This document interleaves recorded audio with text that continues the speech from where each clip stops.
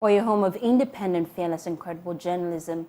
6 stadia, 5 cities in Africa's 28th biggest country ready to open this year's Africa Cup of Nations later today.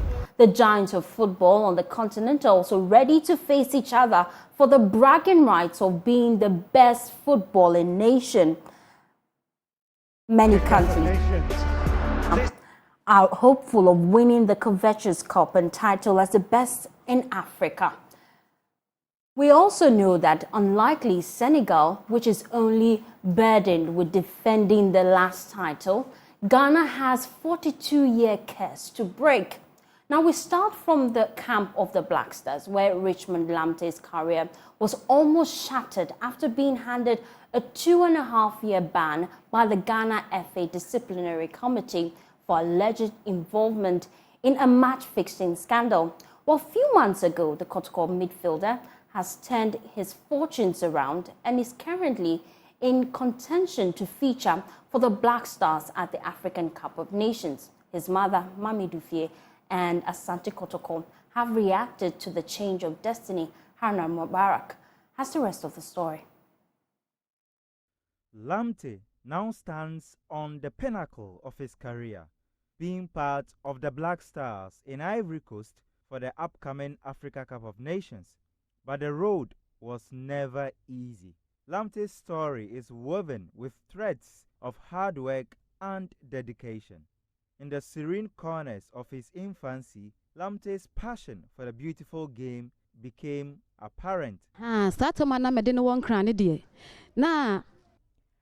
In Accra, he would hold a ball in front of him as he crawled. When he began to walk, he would hold my finger and drag me along while chasing the ball. Then I realized he had passion for football.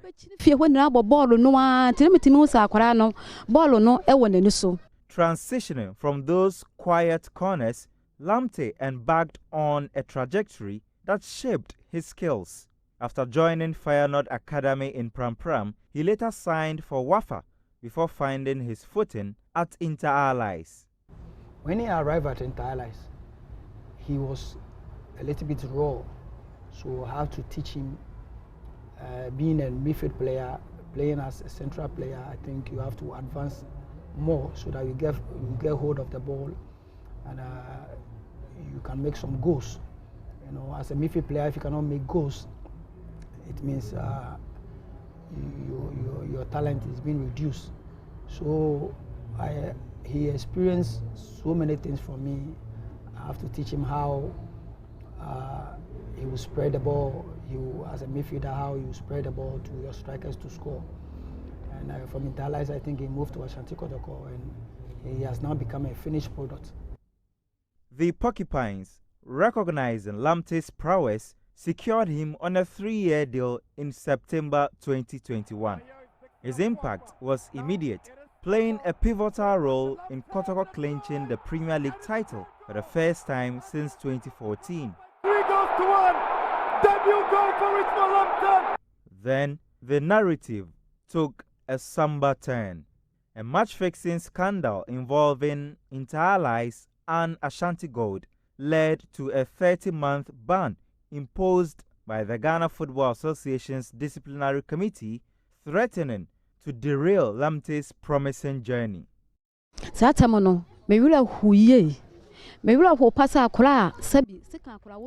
the time, I felt immense sadness that such an innocent child was banned.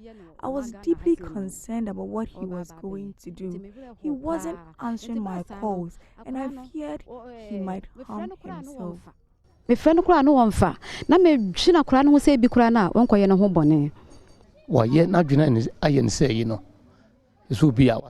not mentally stable. The setback was significant for him. You know, it kills his morale, it kills everything that he got from him as a player. You know, when you have that moments in your career as a player, you know, it demoralizes you. Sometimes you want to quit football because it's a disgrace. Your name goes to everywhere in the world that you have been banned. You are match fixing. And Asante Kotoko took up the mantle, passionately pursuing justice at the Court of Arbitration for Sports. When the issue came up, we heard that PFAG had filed a case on behalf of the players at the Court of Arbitration for Sports. We took the list. I as an administrative manager, first of all, went into the issue, saw that Richmond's name had been omitted. And so I informed the CEO at the time, Nanaya Amponsa, I informed him that unfortunately Richmond's name is out. And then he told me that, Ima, we have to do the case for the boy. I said, once he agrees, we should do it. Then I told him the cost implications and all that, if we are filing the case. And he said, no problem, we should do it for the boy. Their unwavering pursuit of justice bore fruit after 363 days, leading to an overwhelming sense of relief. It was the very day the verdict came out. The very day the verdict came out, I'd never seen a human being scream that way. I mean, I've not seen a human being scream that way.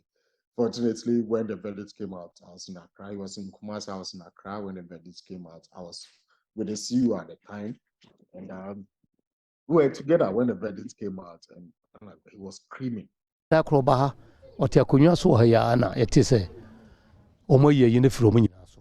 One day, he came here, seated on a chair, and we heard that the ban was lifted. He shed tears of joy. Up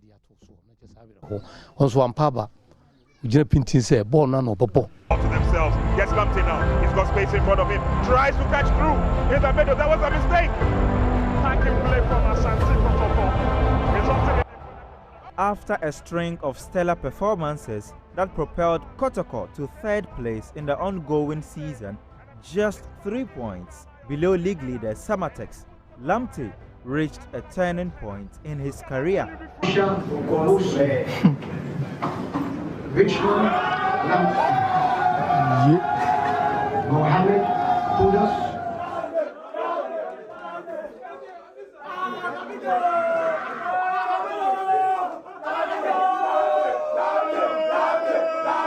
Hey, I was extremely excited about Black Stars collab. We thank God. It's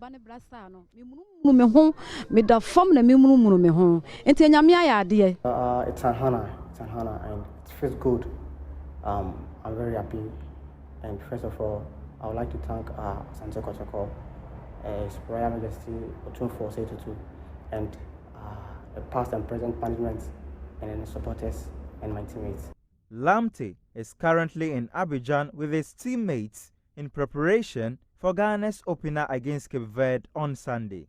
Many eagerly await the chance to see him feature and showcase his abilities on the grand stage of African football. We just pray that he gets his time to showcase his talent. Whatever be the case, he will be Lamptey. I just pray and hope that he stays well, very healthy.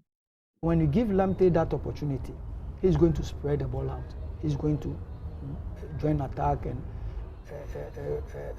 make goals for Naki Williams and all the strikers to score. Goalkeeper always difficult for attackers to get on the end of it because the least contact with the goalkeeper is a foul. Awesome! Brilliant goal! Inter Allies have broken the deadlock. Richmond. An absolute pitch of a goal scored at the Accra Sports Stadium against Hearts of Oak marked Richmond's rise into the limelight. The ban by the FA's disciplinary committee threatened to dim the light, but to no avail. It's a testament of his ability to turn pain into purpose, setback into a comeback, personifying the never give up spirit, which could inspire other footballers. Haruna Mubarak for Joy Sports. While still in sports, Joy Sports' Gary Al Smith was adjudged the Sports Journalist of the Year at the 48th Sports Writers Association of Ghana Awards held on Friday at the Accra International Conference Center. The award scheme, which is the longest running event in the country, was held to award sportsmen and women who contributed immensely and brought honor to the country in the year 2023. Here are highlights. Ladies and gentlemen, the winner for the SWAC Journalist of the Year goes to my own friend, colleague, former schoolmate of Ghana Institute of Journalism, works at the Multimedia Group. Ladies and gentlemen, Gary R. Smith. SWAC commends Gary R. Smith for his commitment to excellence and his invaluable contributions to the world of sports journalism. This is in recognition of his remarkable contributions, unwavering dedication, insightful reporting, and exceptional storytelling skills. You have displayed an unmatched passion for delivering accurate, well-researched, and compelling narratives to both traditional and modern audiences, and inspiring future generations of sports journalists. Your relentless pursuit of truth, backed by through research and balanced analysis, has earned you so much respect and admiration from both colleagues and sports enthusiasts. Congratulations on this well-deserved recognition.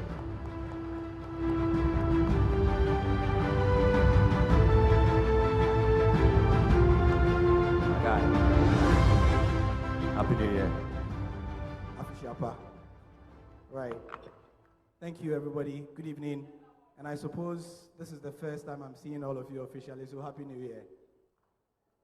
I'd like to thank God for life, for strength. 13 months ago, I had a serious issue in Qatar where you might have been marking 1 year of my death by now. You know, as I collapsed at the World Cup and I was in the ICU for 12 days. But God is good.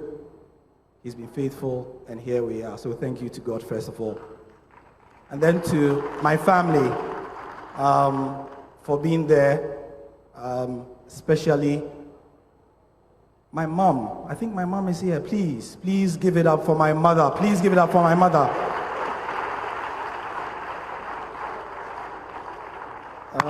If you give me 1 second, I need my mother to be here. She has to be here.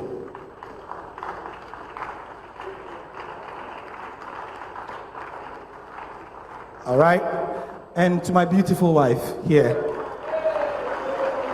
My beautiful wife, Kafui, thank you so much for your support and for being there for me. To my colleagues at the Multimedia Group, my former employer, City FM, the two places where I have called home, and to all my colleagues who have made our job what it is today, thank you so much. And let's keep the fire burning. I'm hoping that I always make you proud. To everybody who criticizes, you make us better. To the Vice President, thank you. I haven't forgotten that you called me when I had COVID at the hospital. Thank you so much. And to the Sports Writers Association of Ghana, God bless us all.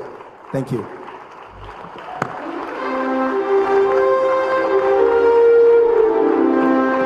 Please, let's do it better for Gary and the team. Thank you very much. Nice. Congratulations, Gary. Now, is there an autopsy report confirming the cause of death of the former president, John Evans Atta Mills? And why is the family not aware of its existence? Why is it not in the official public records? Well, these are questions President Akufo-Addo raised when the Oduma clan of Ekumfi and Kokwaido called on him at the Jubilee House to thank government for the renovation of the Asumdwe Park, which is a burial place for the late President Atta Mills. Nana Eyimfwa III, the Ekumfi Asaman, demanded the presidency facilitates the release of the autopsy results to the family, insisting almost 10 years on, the family is yet to know the cause of death. Your problem is that me do webusia ni masoba man. Me betina konwa no so no. Me hu autopsy report bi a webusia ni sam. One significant issue within our family pertains to the absence of the autopsy report for our late president. If questioned about the cause of the former president's death, providing response would be challenging.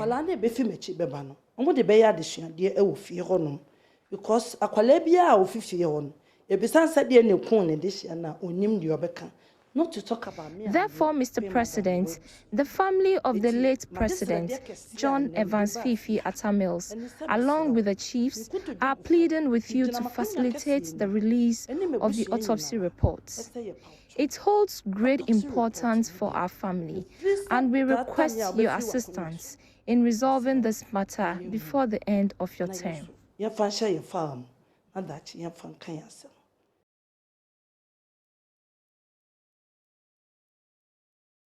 Brother of former President John Evans Atta Mills, Samuel Atta Mills, says the autopsy result is already a matter of public record. What is the obsession about this autopsy report? If Kukwai Idoho will be minded, he used to work for President John Evans Atta Mills. Do you think the president was buried as in 3 bags, just like a chicken? Go to AMA. They have a copy of the autopsy report. They gave us a burial certificate. Go to 37 Military Hospital. There's a copy of the autopsy report over there. Those who perform the autopsies are still alive. I am not the one to give them a copy of it. Now, by the way, who are these imposter family members? How are they related to us? How can they be a family member of Professor John Evans Atta Mills?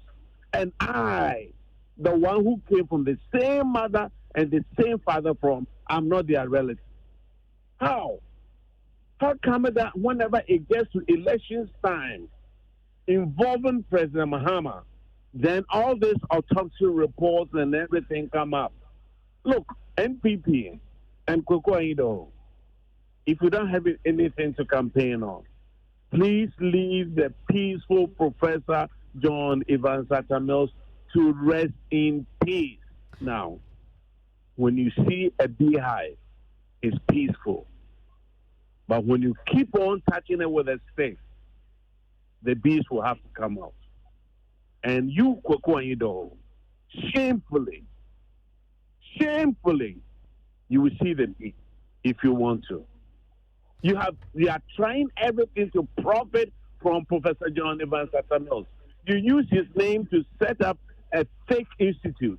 Now you are not making any money, and now autopsy reports.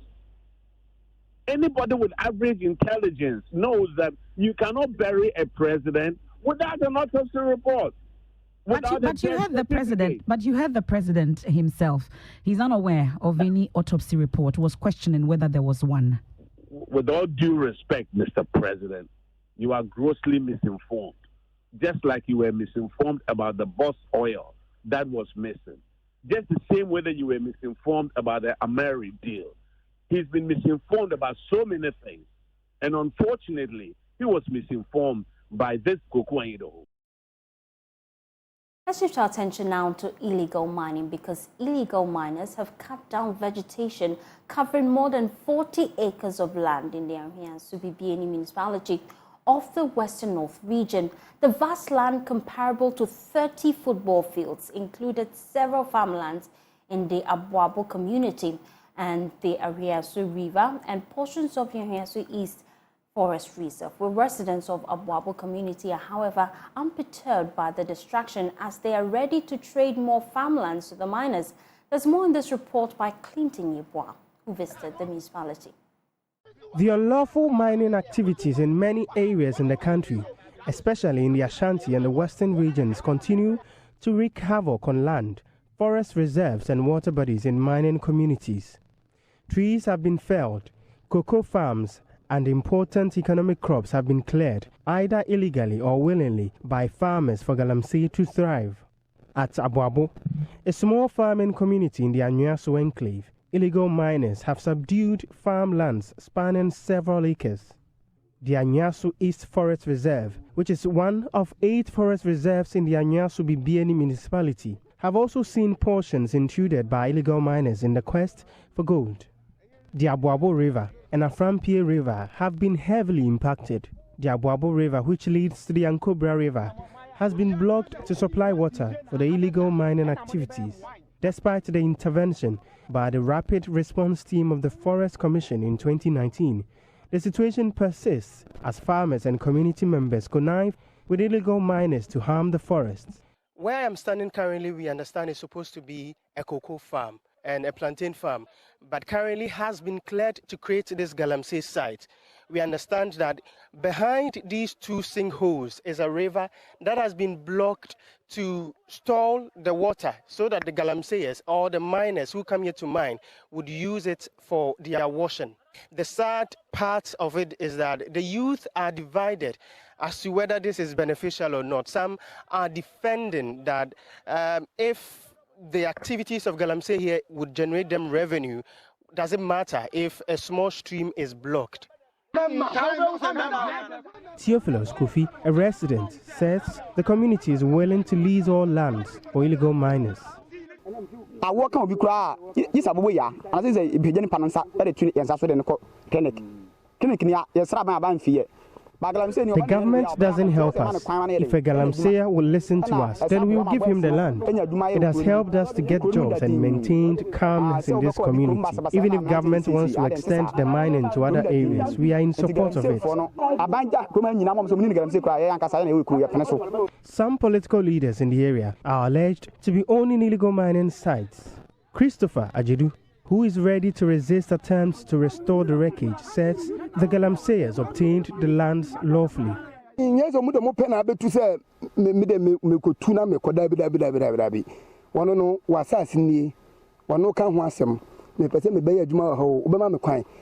did not illegally acquire these lands. They come into some agreements. Owners have assessed and they are okay with the agreements. The owner of this land, which is now a site, has bought his car. He agreed to it.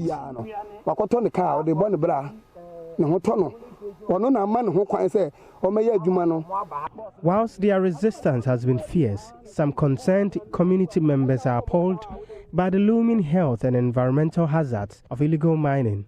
Chem Samuel, a farmer in the Abuabo community, observed that strong political hands make the fight against illegal miners difficult. He is therefore appealing to the Minerals Commission and anti-Galamsey institutions to intensify measures to curb the menace in the Anwiaso enclave. As a good citizen, I'm just calling upon the government to come and help us, because I hope the pictures and the videos there, the machines which are parked there, and you saw how the guys were even trying to attack me at the site, you all know, because somebody have sent them. They even told me for this one it will not go anywhere because they know where they are coming from. And I'm just a poor guy. Even I don't have money for my schooling, neither can I fight those people. They are mentioning names. So I'm urging the governments to come in to fight for us. Municipal Chief Executive Paul Ando, however, believes the authorities in the municipality have been proactive in the fight against illegal mining. He says lack of jobs and quest for development should not be an excuse for the devastating of lands, forests and water bodies through illegal mining. So I quickly liaised with my commanders, DMC, that is the District Mining Committee. I think they went there and nobody was seen at the site. But as on their way coming, 4 excavators was gathered at a specific community. And through their investigation, they are yet to find out actually who owned there. The fact that the assembly or the government is not holding to their effort, it doesn't necessarily call for illegal mining, because we cannot say actually we are hungry so that we can use our both hands to eat.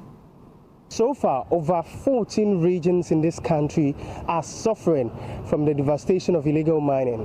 One can also realize how underdevelopment and unemployment are tied to the illegal mining activities in this country. But from the Municipal Chief Executive of BBNE municipality, a hungry man is not supposed to eat with 2 hands. As to what update would be coming, we'll be on grounds to report. From BBNE, my name is Clinton Yabua for JoyNews. Now, still in the Ashanti region, the Asantehene Otumfuo II has urged the Inspector General of Police to ensure a peaceful conduct of the 2024 general elections on December 7, This was after the Police Management Board, led by Dr. George Akufo-Dampare, paid a courtesy call on the Asantehene at the Menchia Palace as part of a New Year engagement with some stakeholders in the Ashanti region. The Asantehene urged the IGP and the Police Management Board to put in place measures to prevent chaos during the polls. Nabuachi Yadum has more in the following report. The Police Management Board, led by Dr. George Akufo-Dampare, paid a courtesy call on the Asantehene at the Menchia Palace as part of a New Year engagement with some stakeholders in the Ashanti region. While encouraging the police to maintain its visibility operations, the Asantehene admonished the IGP to ensure a peaceful election in December. We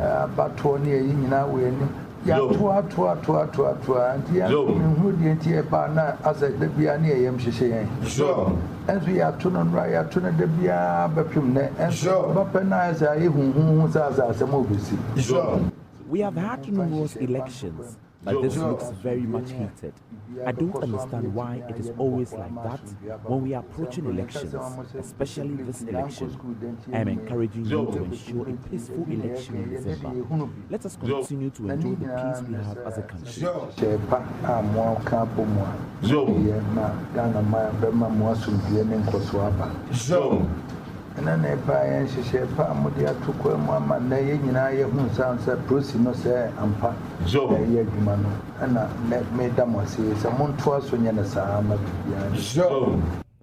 The Asantehene commended the IGP for ensuring an incident-free Yuletide and encouraged the Police Management Board to widen its patrol activities nationwide. Dr. George Akufo-Dampare promised to maintain the police visibility plan in the Ashanti region and across the country. We tightened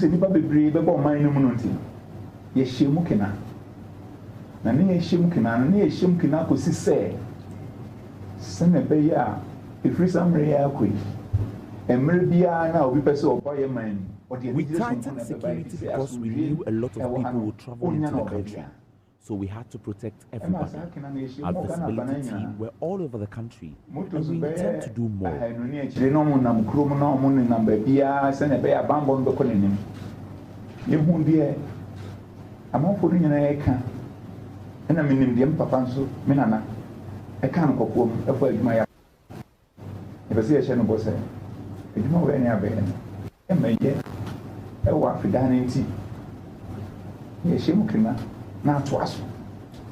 The Police Management Board later engaged members of the Ghana Union of Traders Association to better appreciate their concerns to help boost security. That we reported to IG about some theft cases in our marketplaces. So the IG assured us that it's going to embark on education program and security issues. So we started this and with Kantaman to Abosoka and some few areas, and then we resolved to come to the Ashanti region today to embark on the same education. What the citizens need to know and what the police also have to do in terms of security. For JoyNews, Nana Boache Danko Yadom, Komasim. The paramount queen or mother of Shai Osudoku, Nana Amponsa-Dokuya III, is livid over the lack of development in Shai Osudoku traditional area in the Greater Accra region. She laments that the traditional area cannot boast of a kilometre of tarred road, even though they have remained loyal to the NDC and have voted for the party since 1992.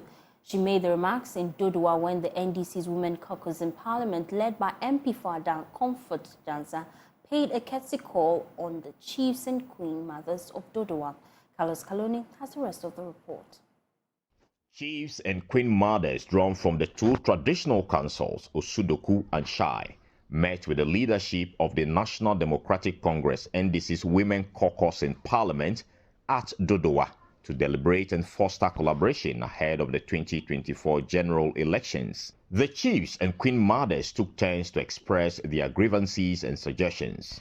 The paramount queen mother of Osudoku traditional area, Nana Amponsa-Dokuya III, said residents of the area are not happy with the NDC for not championing the developmental agenda of the area, even though they have remained loyal to the party for decades. Shai Osudoku is not happy. And all the people in Shai Osudoku, especially the traditional leaders, are sitting on the timing bomb. We are not happy. Somebody will ask why. Nothing is going on in Shai Osudoku. Shai Osudoku has voted for NDC for so many years. Since 1992, Shai Osudoku has never changed from NDC as MP to any other party, but nothing is going on. So we are saying to the MP, this time, if they don't take care, things will turn out or things will change. The roads in Shai Osudoku is very, especially Osudoku traditional area. No one tied road. We will say quota. A local man will tell you quota. No one quota road in Osudoku traditional area. A divisional Mankralo for the Osudoku paramountcy, Nene Tetewayo I, blames the lack of development on the disconnect that exists between the MP of the area, Linda Akwele Oklu, and the traditional authority. For the past 4 years or so, 8 years, we've not even met her before as a traditional authority. You can imagine the distance between our MP and the traditional authority and the community. It is contributing about 200% of the underdevelopment that we are having in our community. If you don't meet your MP, how would the MP know your challenges?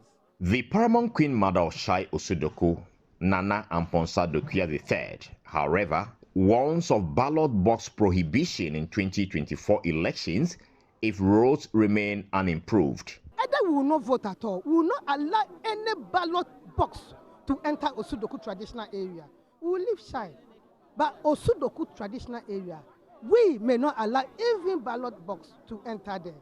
People will not come out to vote.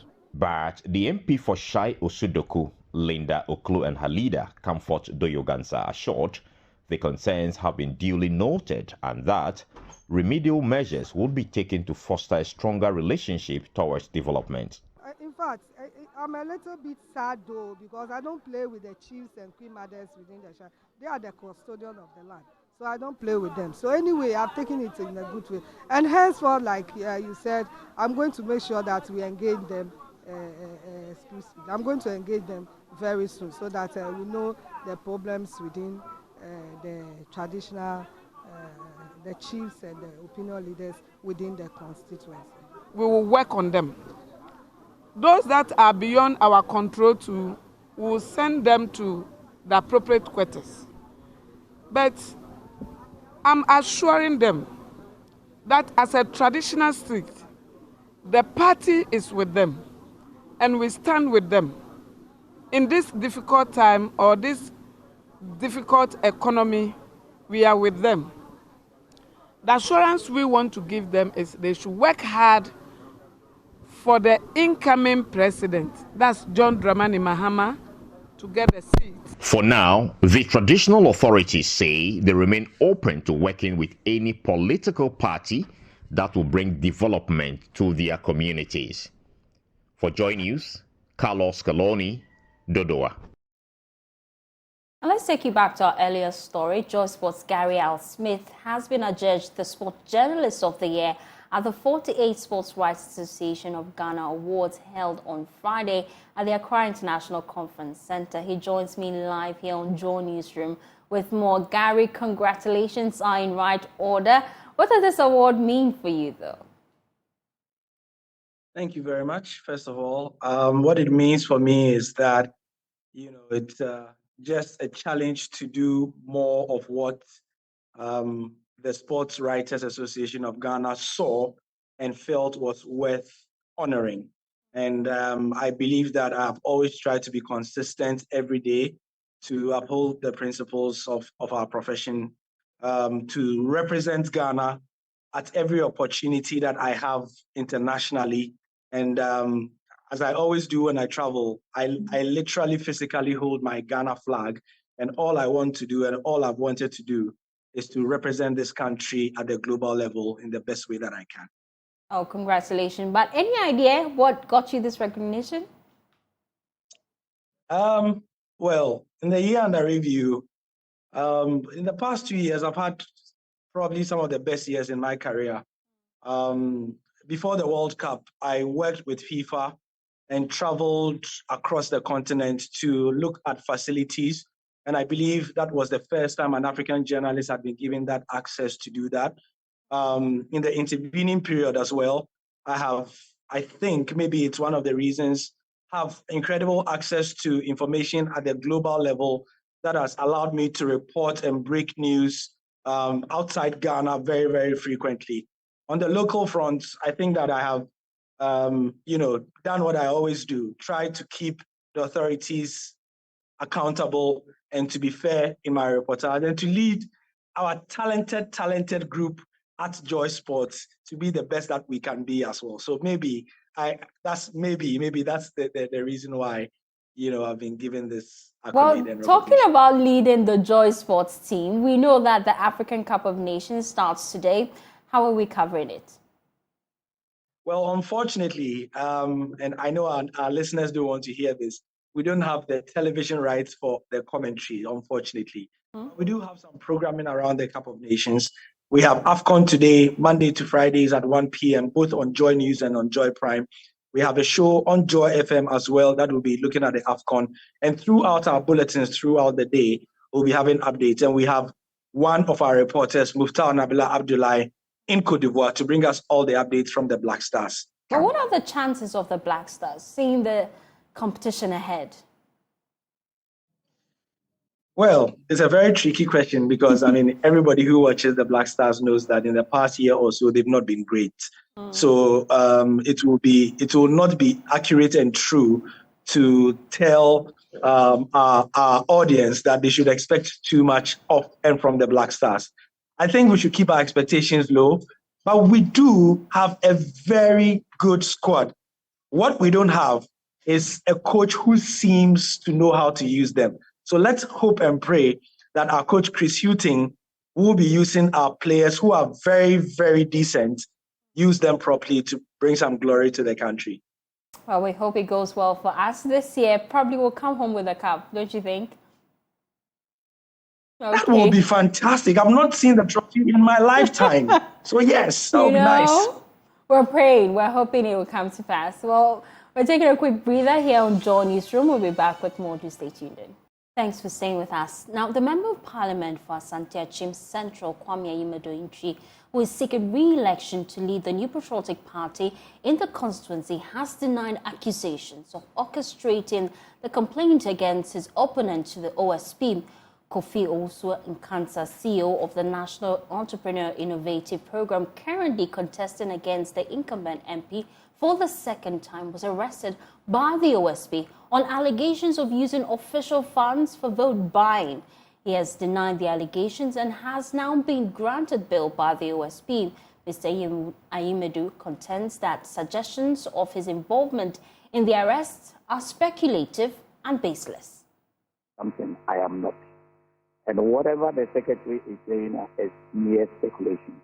So I am not the complainant. I have not reported Kofi Owusu-Nkansa to OSP. So we have confirmed that you indeed are not the one, but it's a constituent. Why would they accuse you of being the one who made the complaint? It's something I'm competing again, and it gives me some confidence that probably because among the three of us contesting for the pending parliamentary primaries of Asante, I'm probably the strongest. So maybe an accusing finger might be pointing at me, but I am not. And the secretary, when he says it emphatically, he was not even sure. He was relying on the fact that somebody had informed him. Unfortunately, the Assistant Secretary that he said informed him, said that he hadn't even spoken to me for weeks, and he has also not communicated to the Secretary. So his allegation is unfounded. But Andy Appiah-Kubi, a member of parliament on the subsidiary legislative committee, asserts that while the case is disturbing, the actions by the NEIP boss do not amount to corruption. I'm very disturbed about the situation. But I think we have to throw the light bigger and wider than we are seeing now. Because I don't see so much of corruption, but I see so much of monetization. We need to define the two concepts separately and see where actually we can put our finger. To be honest with you, by interpretation of corruption per our statutes, it has a different meaning and connotation altogether than what is happening now, because there is an expectation of an influence using materialism. There is an expectation of a performance which would otherwise have been contrary to that which you have done and which will be situated within the law and which makes it unlawful for you to have done. Then we can pronounce corruption. Indeed, giving money to somebody cannot be interpreted as corruption. And also, even if you're a public officer, if somebody gives you money and it is unable to influence you to act contrary to what your office requires, that cannot be a complete chain of events that has culminated in corruption. So we need to be careful to understand the concepts very well, to be able to apportion the blame and apply the law. In this particular instance, I read that there is an allegation of the CEO having used public funds wrongly. Does it make it corruption? If you take money that doesn't belong to you from one position to the other to your benefit, that is stealing. That may not necessarily be corruption, but stealing, because corruption will go beyond the stealing to identify the action of the receiver and situate it within the law and see whether it is inconsistent. That's your position. Meanwhile, Alex Sebefia, the Director of International Relations for the National Democratic Congress, argues that the laws on vote buying needs to be amended. I commend the OSP. I really commend him, because we have a canker and it must stop somewhere, and the ability to stop it must also start somewhere. This idea that it is everywhere. If you're on the motorway and you're all traveling at 100 mph and they stop your car, it is never an excuse in court that they should have stopped all the cars traveling at 100 mph, and therefore you cannot be prosecuted. No. So as far as I'm concerned, the OSP is well within his rights, first of all, to act on a complaint from someone. We are yet to clarify that issue. But once he has a complaint, then he is duty-bound to investigate. And no matter what the outcome, and let me use this opportunity to tell the OSP that, look, he is a new body, the leader of a new body that is going to be very difficult for people to stomach. He's already in a difficult position because of the act that brought him into force and his limited powers, in inverted commas, due to the Attorney General actually having the power of. But he must show direction, and he must go as far as he can go and not get too frustrated, because the frustration will come. The moment you are going to deal with corruption regarding public officers, politicians, etc., there will be frustration, because we have a protectionist policy in our political parties, and more so in some than others, but we will leave that for now. Let's try and be as neutral as possible. And it becomes imperative that he does what he knows he can do within the law. Sometimes he'll get it wrong, sometimes it will be difficult, but he must keep going. Because once he lights the torch, we can then light other torches as we go along. We can amend our laws. We may have to do an amendment to the Constitution at some point, but at least there is a clear-cut vision, and he's the second OSP, let's be clear. The frustration didn't start today. So it is there, and it's live. So I commend him. And if it is sharing of money, to say that others have been, no, there's a specific allegation, and this is the way to go. What concerns me more is what effect does it really have, except for propaganda or mischief purposes in the actual election? Has marked its 29th anniversary with a Thanksgiving service held at Victory Bible Church in Kokomlemle here in Accra. The event, attended by management and staff, was a moment of reflection and appreciation for the divine guidance that has shaped the company's journey. There's more in this report.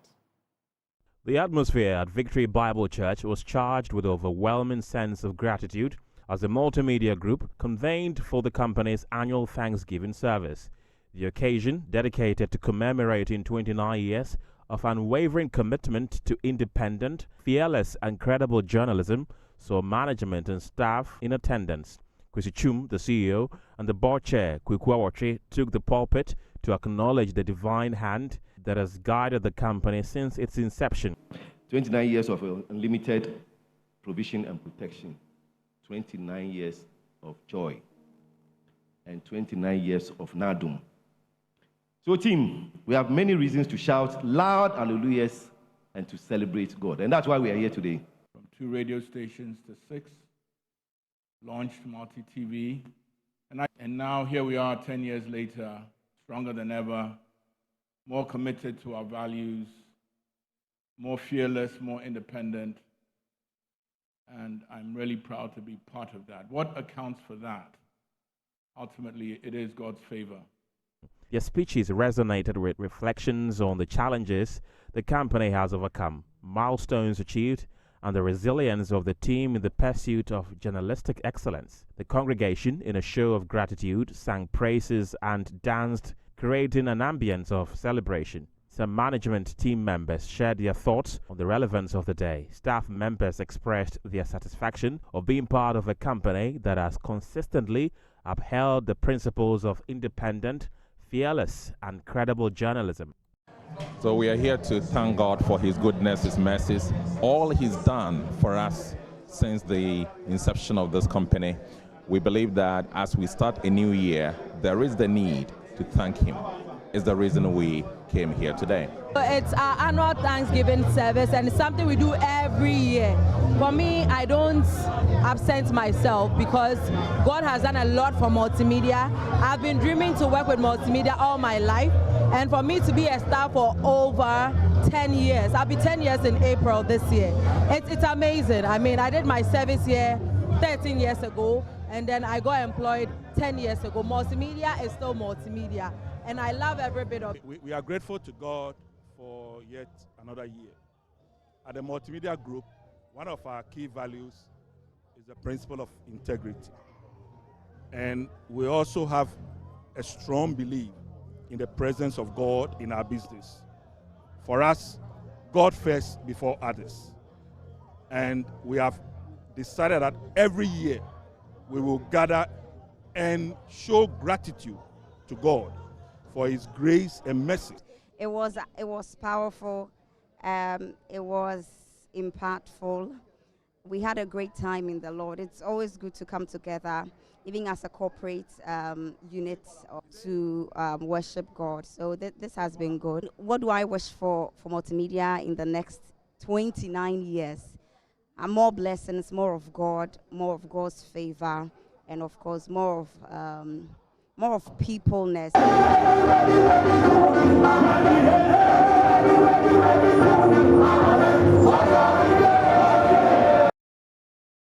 Also in Kumasi, it was a moment of joy, gratitude and reflections as the Kumasi business unit of the Multimedia Group also poured their hearts out in earnest worship and praise at the Miracle Manor Church. Emmanuel Bright Kweku has more in this report.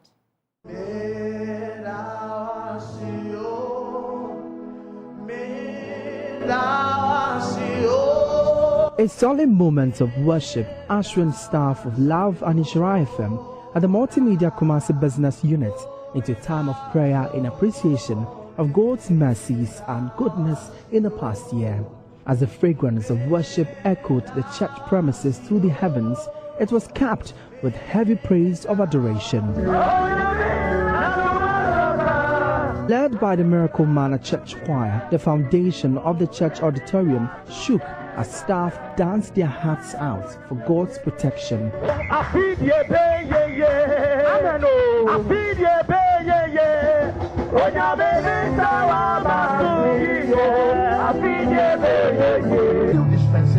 God said, I should tell you that he will be with you. In exhortation, head pastor at the Miracle Manor Church, Bishop Joy Obed Obeng, underscored the need to have the presence of God lead the company while charging the business to understand their brand and influence in the media landscape. As we are thanking God today, we must stay focused on our core preposition. We must understand the power of our brand, the power of our brand, and become intentional with the brand.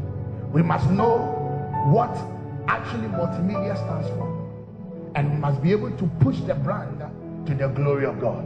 Committed to upholding its core values and standard for the past 29 years, workers were charged to work collaboratively for a highly productive year with focus on the theme, a year of renaissance and prosperity. General Manager at Love and Insura FM, Jimmy Agra, delivered a speech on behalf of the CEO of the company. In the spirit of this year's theme, the year of renaissance and prosperity, let us embark on a collective commitment to reach new heights.